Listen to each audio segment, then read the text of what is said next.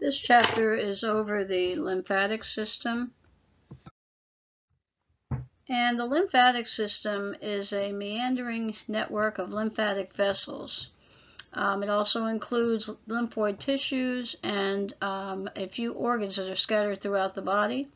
And what its job is to return interstitial fluid and leak plasma proteins back into the blood, because remember, the circulatory system delivers nutrients, oxygen, hormones to the tissue cells and then picks up the waste products.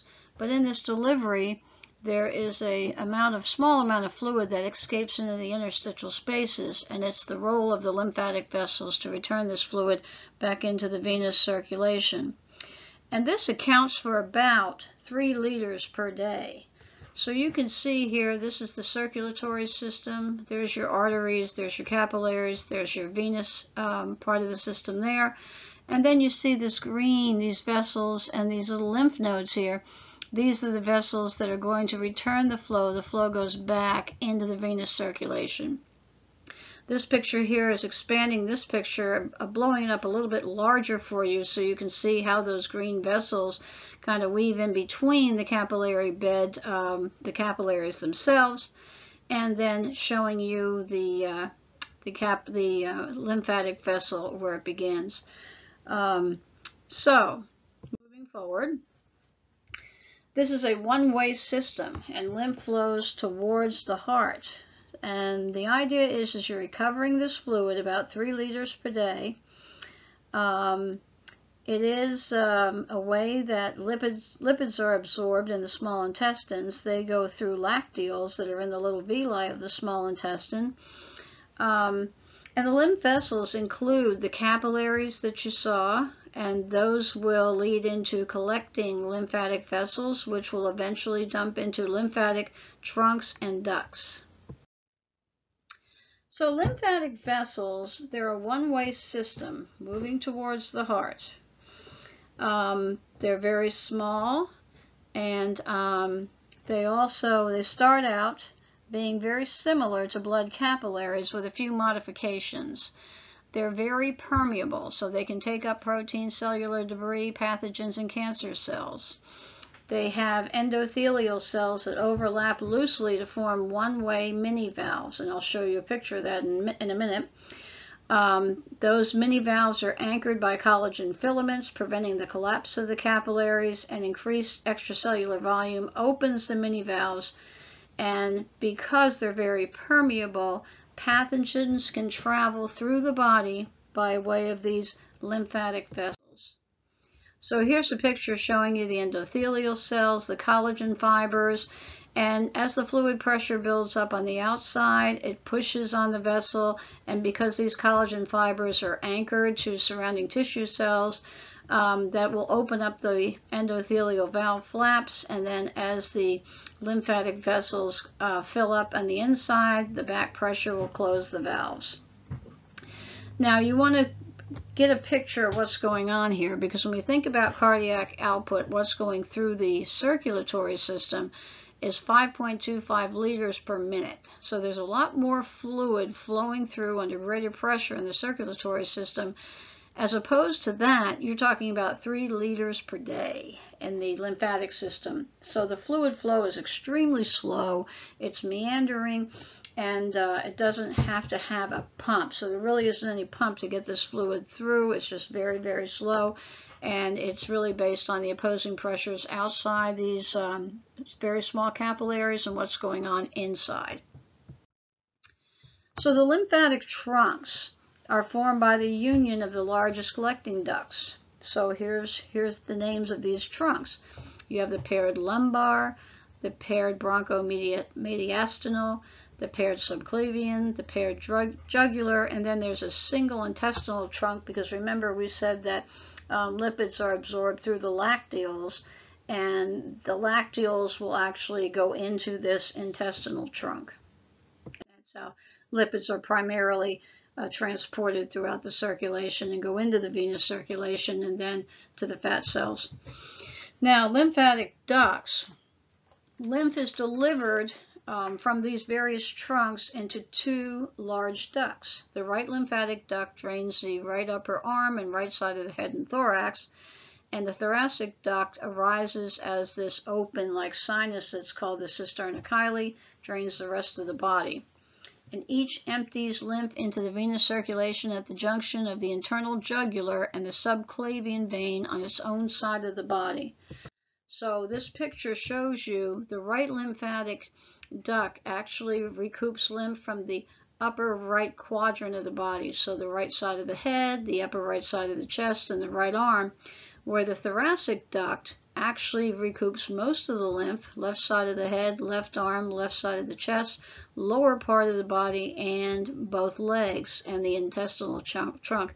And you can see how the lower part of the body, those passageways actually come into this cisterna chyli, which is a very, like a thin-walled sinus, but it's in the lymphatic circulation. And so the lower part of the body drains into that and then goes upward. And you can see here where the entrance of the right lymphatic duct into a vein on that side, and over on this side, the thoracic duct empties over there. The overview of the lymphatic system, when we look at all the different parts, you have cells that are involved with the lymphatic system. One of them is a small population of lymphocytes, and most of your lymphocytes are agranulocytes. These are granulocytes, and they make up about 15% of the overall circulating, 5%. They're involved with tissue surveillance, and they're granulocytic cells, and we'll talk about these more in Chapter 21. T lymphocytes make up about 80% of all circulating lymphocytes, and they're involved with cell-mediated immunity, and we'll cover these in more detail in Chapter 21. B lymphs, they circulate through the fluids in the body, and they're the cells that produce antibodies. So humoral immunity, again, Chapter 21, more detail there. Macrophages are your phagocytes, and they're involved with T cell activation. Dendritic cells are in connective tissues. They're also phagocytic, and they're antigen-presenting cells. And then reticular cells maintain the reticular tissue.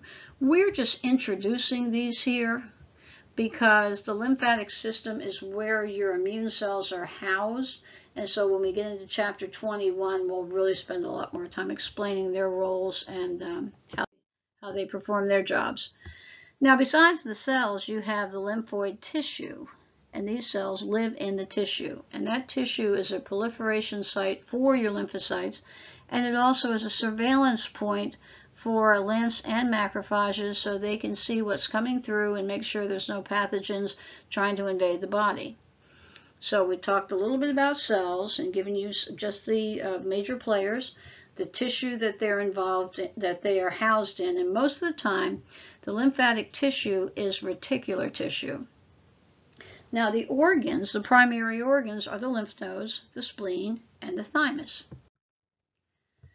So when you think about lymphoid tissue, it's very diffuse, and like I said, it's reticular tissue, and you will find that these nodules, besides your primary organs that I just mentioned, that you do have scattered elements in virtually every organ of the body. And there are some terms given to lymphoid nodules that are contained within certain passageways. Mucosa-associated lymph tissue is the lymph tissue that's associated with the mucus-lined passageways, okay? So just a generic term, and it's abbreviated MALT, M-A-L-T. If it's in the mucosa of the digestive tract, that's the GALT, that's the gut-associated lymph tissue. If it's in bronchial passageways, that is called BALT, bronchus-associated lymphoid tissue. So there are some different abbreviations and different terms given to lymphoid tissue that is in the lining of specific passageways. And lymph nodules are contained in lymph organs. So when you have a lymph organ, you'll see these smaller structures within those organs that are called nodules. Okay, so where do we find the lymphocytes, or where did they come from? They actually come from the red bone marrow. So that's on the notes, and I just wanted to remind you that when we talked about the red bone marrow, that is where you develop your blood cells. So when you're talking about red blood cells, white blood cells, the lymphocytes are a population of white blood cells. So let's start off with the organs. We're going to talk about the thymus, and the thymus is very important in early life because that's where your T lymphocytes develop their immunocompetency. And again, we're going to spend more time in chapter 21 talking about the maturation of T lymphocytes. It's found in the inferior neck, and it extends to the mediastinum, and in a baby it partially overlies the heart.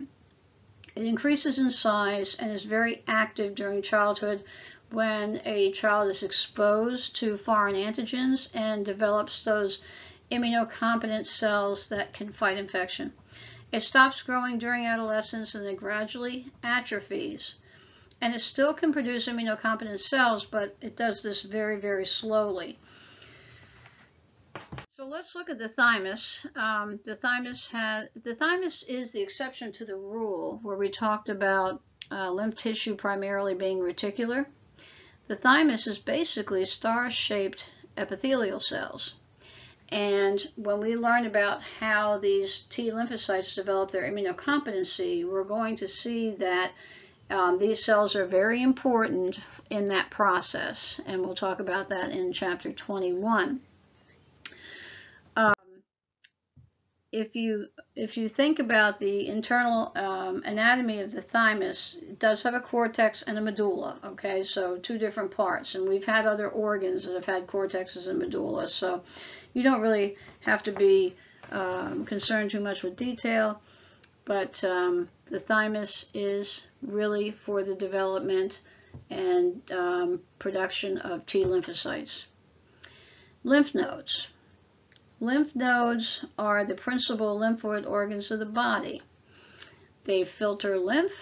Macrophages that are contained within them destroy microorganisms and debris. And they are for immune system activation. So the activation of lymphocytes that can mount up attack against antigens. And we're talking about foreign antigens here. Now you have aggregates of lymph nodes that are located in the inguinal, axillary, and cervical regions of the body. And if you take the first letter of those three words, you have CIA. And since this is kind of like your undercover operation to destroy pathogens, CIA kind of fits. So that gives you the location of where you have groups of these lymph nodes. So lymph nodes are bean-shaped. They're about 1 inch in length. They have an external fibrous capsule, and then there are these passageways that kind of invaginate towards the center part of the lymph node, and these are called trabeculae, and they divide the lymph node into compartments. And here's another place where you have two distinct regions, a cortex and a medulla. Now you'll see in this picture that you have vessels that come into the lymph node. These are called afferent lymphatic vessels. And then you see here in the hilum region you have efferent going out. Now notice that you have more coming in than you do going out. And what this does is it kind of stagnates the flow. Here's your cortex, and here's the medulla in the middle, but it slows everything down. And you have lymphocytes and macrophages that are suspended on some of the fibers within this tissue. And so they're watching, and while you're slowing down this fluid, if there's anything that gets in there that's foreign and doesn't belong, then they can take care of that and destroy it. So afferent, remember, is the name for the vessels coming in. Efferent going out, many more coming in than going out that slows down the flow. So the circulation, lymph enters the convex side, again, through the afferent lymphatic vessels. It travels through this large subcapsular sinus and small sinuses to medullary sinuses, exits the concave side at the hilum via the efferent vessels. So this stagnation allows lymphocytes and macrophages time to function.